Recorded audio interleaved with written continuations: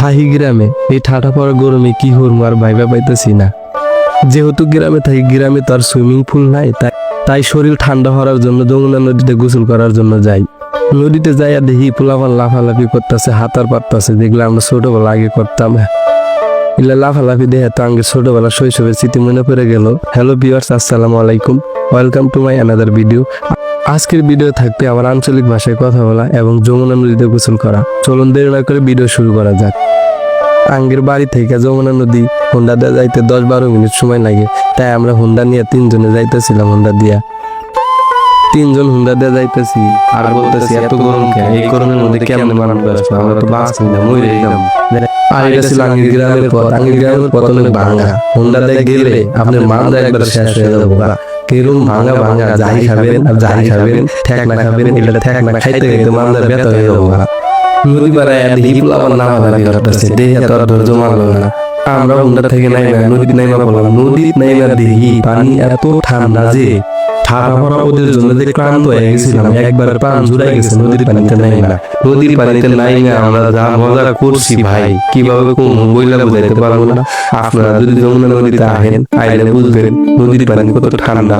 আর এখানে পোলাপানের সাথে যে মজা করছি, নৌকা থেকে লাভ দিতেছে পোলাপান, আমরা লাভ দিতেছি। নদীতে একবার শৈশবে ফিরে গেছি। শৈশবে কি কি করছি নদীতে আইসা, এই নদী কত গোসল করছি আর কত খেলা, এই নদী মধ্যে খেলছি, সব খেলা এখন খেলছি পোলাপানের সাথে।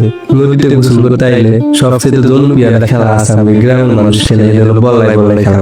বল্লাই বল্লাই খেলা কি আপনারা কেউ করতে পারবেন না, একমাত্র যারা নদীর পাড়ে থাকে তারাই করতে পারবো কিভাবে বল্লাই বল্লাই খেলে।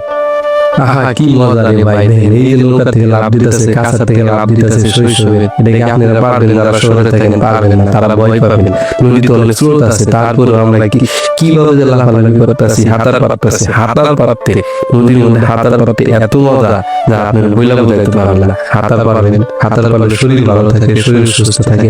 আর তো ঠান্ডা পানি, এই ঠান্ডা পানিতে হাতার পারতে অনেক ভালো লাগছে।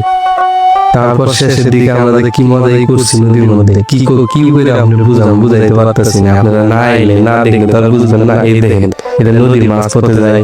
আবার নদীতে আমরা 1-1.5 ঘন্টা গোসল করি, তা আমাদের আউশ ছিল না, মনে হইতেছিল সারাদিন গোসল করি। এইভাবে 1.5 ঘন্টা গোসল করার পর আমরা বাড়ির দিকে চলে আসি। সবাইকে অসংখ্য ধন্যবাদ জানিয়ে আজকের মতো এখানে ভিডিও শেষ করছি। আবারও দেখা হবে গ্রামের কোনো এক ভিডিও নিয়ে, আপনাদের মাঝে চলে আসবো। এ পর্যন্ত সবাই ভালো থাকবেন, সুস্থ থাকবেন, আমার জন্য দোয়া করবেন এবং সকলের জন্য দোয়া করি সবাই যেন এই গরমের মধ্যে ভালো থাকে, সুস্থ থাকে।